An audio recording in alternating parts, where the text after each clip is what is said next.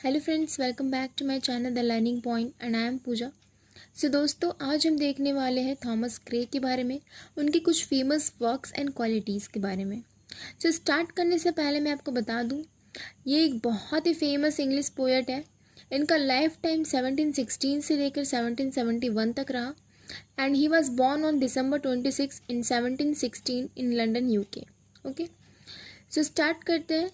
उनके father Philip grey थे। अब इनके अर्ली लाइफ के बारे में हम जान लेते हैं। उनका जो चाइल्डहुड था वो बहुत ही ज़्यादा ट्रबल्ड और स्ट्रगलिंग था उनके पेरेंट्स की वजह से। इसी रीज़न के वजह से उन्हें सिर्फ और सिर्फ 8 साल में उनके पेरेंट्स ने न्यूटन भेज दिया था। अब उधर उन्होंने एक क्वाड्रपल बनाया था। क्वाड्रपल मीन्स क्या होता है? एक ग्रुप ऑफ 4, जहाँ पर 4 लोगों का ग्रुप उन्होंने अपने दोस्तों के साथ मिलकर बनाया था। उनके दोस्तों को भी पोट्री एंड क्लासिक्स बहुत ही ज़्यादा पसंद थी। अब उनमें से एक दोस्त था रिचर्ड। सो अब आते हैं 1734 में। 1734 में वो एक स्कॉलर बने थे द कैम्ब्रिज में। उन्हें एशियन कंट्रीज़ बहुत ही ज़्यादा इंटरेस्टिंग लगती थी, अच्छी लगती थी और उन्हें अट्रैक्ट करती थी, बहुत ही ज़्यादा फैसिनेटिंग लगती थी। इस वजह से उन कंट्रीज़ में उन्होंने ज़्यादा से ज़्यादा ट्रैवलिंग करी थी। अब 1742 में, जिनके बारे में अभी हमने कुछ देर पहले डिस्कस किया था, उनके दोस्त रिचर्ड वेस्ट, उनकी किसी कारण मौत हो जाती है। अब उनके डेथ से उन लोगों के ऊपर बहुत ही ज़्यादा प्रभाव पड़ता है, जिस वजह से उन लोगों ने उनके ऊपर एक सोनेट लिख डाला। अब सोनेट का नाम क्या होता है? Sonnet on the death of Richard West. ठीक है। अब 1757 में उन्हें पोएट लॉरेट का एक ऑफ़र मिला। में पोएट लॉरेट अपने आप में ही एक बहुत बड़ा टाइटल है जो गवर्नमेंट पोएट को देती है। अब उन्होंने उसी ऑफ़र को वहीं पर डिक्लाइन कर दिया था, बट उन्होंने डिक्लाइन क्यों किया ये हम आगे जानेंगे। अब 1768 में वो एक प्रोफेसर थे कैम्ब्रिज में और साथ ही साथ एक पोएट भी थे और स्कॉलर भी थे। Now he was an extremely self critical writer, मतलब कि वो बहुत ही ज़्यादा अपने आप को एनालाइज करते थे, एवोल्यूट करते थे, अपने आप को बहुत ही ज़्यादा वो क्रिटिसाइज़ करते थे। अपनी ही वर्क में बहुत ही ज़्यादा वो खामियां निकालते थे अपनी वर्क में, और वो हमेशा कुछ ना कुछ गलतियां अपनी वर्क में निकालते रहते थे। उन्हें कभी भी अपनी वर्क से सेटिस्फैक्शन नहीं होता था।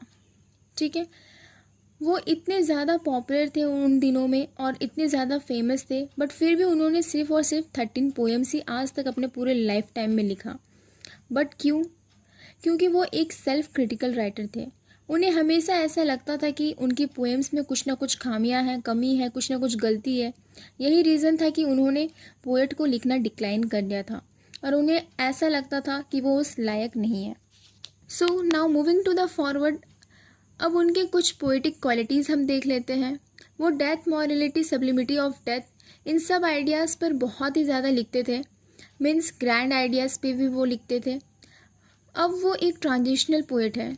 ट्रांजिशनल का मतलब होता है कि change from one method to another, means वो एक मेथड से दूसरे मेथड पे शिफ्ट कर रहे थे। मतलब पहले वो क्लासिस्ट थे, अब उन्हें क्लासिकल में भी बहुत ज़्यादा इंटरेस्ट था और बाद में वो रोमांटिसिस्ट बन गए।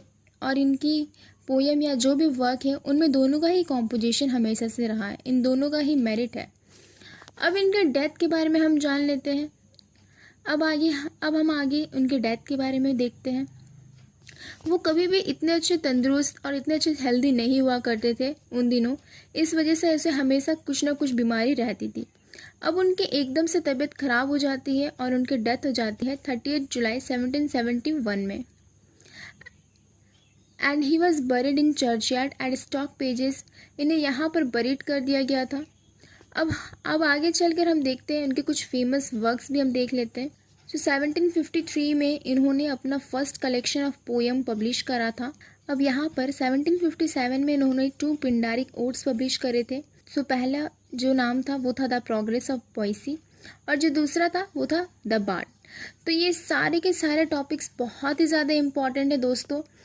हमने थॉमस ग्रे के कुछ इम्पॉर्टेंट फीचर्स भी देख लिए, हमने कैरेक्टरिस्टिक्स भी देखा और उनके कुछ फेमस वर्क्स और उनके क्वालिटीज़ भी देख ली।